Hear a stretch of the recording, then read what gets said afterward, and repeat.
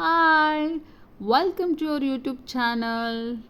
ಇವತ್ತಿನ ವಿಡಿಯೋದಲ್ಲಿ ನಾನೇನು ತೋರಿಸ್ತಿದ್ದೀನಿ ಗೊತ್ತಾ, ಒಂದು ಸ್ವೀಟ್ ರೆಸಿಪಿ ತೋರಿಸ್ತಾ ಇದ್ದೀನಿ. ಅದೇನು ಗೊತ್ತಾ, ಕ್ಯಾರೆಟ್ ಪಾಯಸ. ಸೊ ಕ್ಯಾರೆಟ್ ಪಾಯಸ ಮಾಡೋದು ಹೇಗೆ, ಅದು ಮಾಡಲಿಕ್ಕೆ ಏನೇನು ಬೇಕು ಅಂತ ನೋಡೋಣ ಬನ್ನಿ. ಸೊ ಕ್ಯಾರೆಟ್ ಪಾಯಸ ಮಾಡಲಿಕ್ಕೆ ಒಂದು ಬೌಲ್ ಕ್ಯಾರೆಟ್ ತೊಗೊಂಡಿದ್ದೀನಿ, ತುಂಬ ಸಣ್ಣಗೆ ತುರಿದಿಟ್ಕೊಂಡಿದ್ದೀನಿ. ಅದ್ರ ಜೊತೆಗೆ ಒಂದು ಕಪ್ ಶಾವಿಗೆ ಇರ್ಬೋದು, ಅದಕ್ಕೆ ಬೇಕಾಗುವಷ್ಟು ತುಪ್ಪ ಮತ್ತು ಡ್ರೈ ಫ್ರೂಟ್ಸ್ ಹಾಗೆ ಶುಗರ್ ಮತ್ತು ಒಂದು ಗ್ಲಾಸ್ ಹಾಲನ್ನು ತೊಗೊಂಡಿದ್ದೀನಿ. ಅದು ಕ್ವಾಂಟಿಟಿ ನೋಡಿ ಹಾಕೋಬೇಕಾಗುತ್ತೆ, ಕೇವಲ ಒಂದೇ ಗ್ಲಾಸ್ ಹಾಕು ಅಂತಲ್ಲ, ಅಲ್ಲಿ ನೋಡಿಬಿಟ್ಟು ಎಷ್ಟು ಬೇಕೋ ಅಷ್ಟು ಹಾಕೋಬೇಕಾಗುತ್ತೆ. ಸೊ ನೋಡಿ, ಒಂದು ಕ್ಯಾರೆಟ್ ಪಾಯಸನ ಮಾಡಲಿಕ್ಕೆ ಇಷ್ಟು ಐಟಮ್ಸ್ ಇದ್ದರೆ ಸಾಕು, ಒಂದು ಸ್ವೀಟ್ ಆಗಿರೋ ಟೇಸ್ಟಿ ಆಗಿರೋ ಕ್ಯಾರೆಟ್ ಪಾಯಸನ ಮಾಡ್ಬೋದು. ಸೊ ನೋಡೋಣ ಬನ್ನಿ ಯಾವ ರೀತಿ ಮಾಡೋದು. ಕಡಾಯಿ ಇಟ್ಕೊಂಡಿದ್ದೀನಿ. ಕಡಾಯಿ ಬಿಸಿ ಆದಮೇಲೆ ಅದಕ್ಕೆ ಸ್ವಲ್ಪ ತುಪ್ಪ ಹಾಕ್ಕೊಂಡು, ತುಪ್ಪ ಲೈಟಾಗಿ ಬಿಸಿ ಆದಮೇಲೆ ಅದಕ್ಕೆ ಡ್ರೈ ಫ್ರೂಟ್ಸ್ನ ಹಾಕಿ ಫ್ರೈ ಮಾಡ್ಕೋಬೇಕು. ಫ್ರೈ ಮಾಡಿದಂತಹ ಡ್ರೈ ಫ್ರೂಟ್ಸ್ನೆಲ್ಲ ಎಕ್ಸ್ಟ್ರಾ ಎತ್ತಿಟ್ಕೋಬೇಕು. ಅದಾದಮೇಲೆ ಅದೇನಿರುತ್ತೆ ಆ ತುಪ್ಪಕ್ಕೆ ಶಾವಿಗೆನ ಹಾಕ್ಕೊಂಡು ನೀಟಾಗಿ ಅದನ್ನು ಸ್ವಲ್ಪ ಫ್ರೈ ಮಾಡ್ಕೋಬೇಕು. ಶಾವಿಗೆನ ಒಂದು ಸ್ವಲ್ಪ ಹೊತ್ತು ಫ್ರೈ ಮಾಡಾದಮೇಲೆ ಇದೇ ಸಮಯದಲ್ಲಿ ಅದರ ಜೊತೆಗೆ ಕ್ಯಾರೆಟ್ ಏನಿರುತ್ತೆ ಅದನ್ನು ಕೂಡ ಆ್ಯಡ್ ಮಾಡಿ ಅದನ್ನು ಕೂಡ ನಾವು ಫ್ರೈ ಮಾಡ್ಕೋಬೇಕಾಗುತ್ತೆ. ಈ ರೀತಿ ಫ್ರೈ ಮಾಡ್ಕೋಬೇಕಾದ್ರೆ ಸ್ಟವನ್ನು ಲೋ ಫ್ಲೇಮಲ್ಲಿ ಇಟ್ಕೊಂಡು ನಾವು ಫ್ರೈ ಮಾಡ್ಕೋಬೇಕು.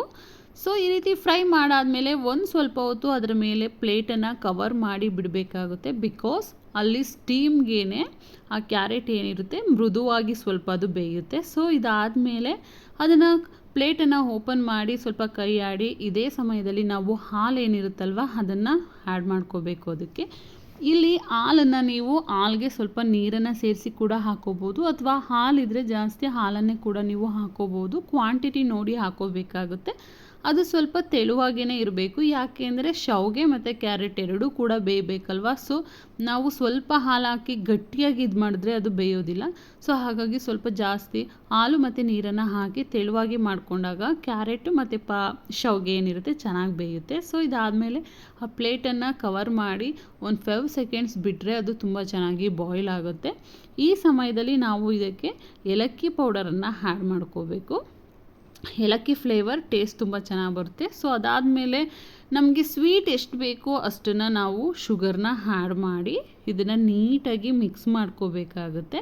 ಇದನ್ನೆಲ್ಲ ನೀಟಾಗಿ ಮಿಕ್ಸ್ ಮಾಡಾದಮೇಲೆ ಪ್ಲೇಟ್ನ ಕ್ಲೋಸ್ ಮಾಡಿ ಒಂದು ಸ್ವಲ್ಪ ಹೊತ್ತು ಬಿಡಬೇಕು. ಇದೆಲ್ಲ ಬೆಂದಾಗಿದೆ, ನೀಟಾಗಿ ಚೆನ್ನಾಗಿ ಆಗಿದೆ, ಗೊತ್ತಾಗುತ್ತೆ ಶಾವಿಗೆ ಕ್ಯಾರೆಟ್ ಎಲ್ಲ ಚೆನ್ನಾಗಿ ಬಾಯ್ಲ್ ಆಗಿರೋದು. ಸೊ ಅದಾದಮೇಲೆ ಇದೇ ಸಮಯದಲ್ಲಿ ನಾವು ಹುರಿದಿಟ್ಕೊಂಡಿರೋ ಡ್ರೈ ಫ್ರೂಟ್ಸ್ನ ಆ್ಯಡ್ ಮಾಡಿ ನೀಟಾಗಿ ಮಿಕ್ಸ್ ಮಾಡಿದ್ರೆ ಕ್ಯಾರೆಟ್ ಪಾಯಸ ರೆಡಿ ಆಗೇ ಹೋಗ್ತು. ಸೊ ನೋಡಿ ಎಷ್ಟು ಬೇಗ ಎಷ್ಟು ಈಸಿಯಾಗಿ ಕ್ಯಾರೆಟ್ ಪಾಯಸನ ಮಾಡ್ಕೋಬೋದು. ಟೇಸ್ಟ್ ಕೂಡ ತುಂಬ ಚೆನ್ನಾಗಿರುತ್ತೆ. ಸೊ ಒಂದ್ಸಲ ಟ್ರೈ ಮಾಡಿ ನೋಡಿ, ಟೇಸ್ಟನ್ನ ಮರೆಯೋದೇ ಇಲ್ಲ. ಸೊ ಇವತ್ತಿನ ವಿಡಿಯೋ ಇದಾಗಿತ್ತು. ವಿಡಿಯೋ ಇಷ್ಟ ಆದರೆ ಲೈಕ್ ಮಾಡಿ, ಶೇರ್ ಮಾಡಿ, ನಮ್ಮ ಚಾನಲ್ಗೆ ಸಬ್ಸ್ಕ್ರೈಬ್ ಆಗಿಲ್ಲ ಅಂದರೆ ಸಬ್ಸ್ಕ್ರೈಬ್ ಆಗಿ. Thank you.